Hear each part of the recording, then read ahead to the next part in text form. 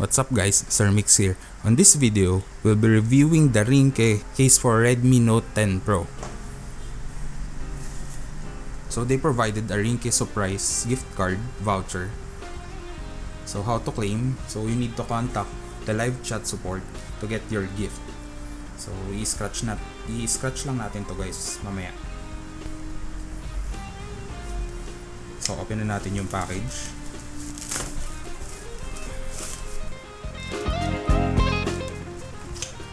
Siyang tape sa gilid.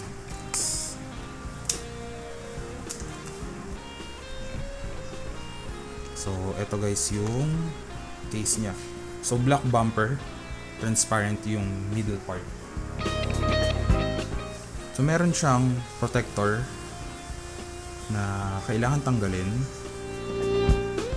So to remove the protector film, kailangan medyo i-smudge mo lang siya dito sa corner ng onte para makuha mo yung film.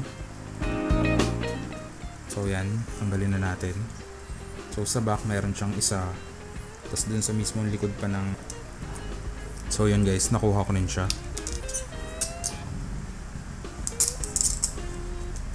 Alright. So eto na yung case guys. So kakabit ko na siya sa aking Redmi Note 10 Pro.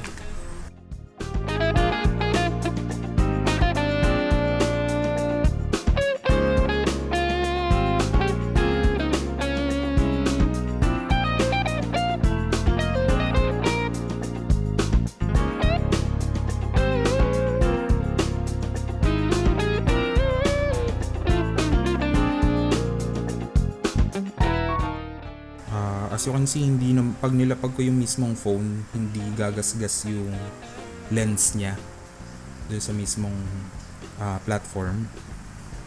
Kahit yung mismong screen niya, kahit ilapag ko siya ng nakaganto, hindi rin siya magagasgas. So kahit iurong ko siya ng ganto.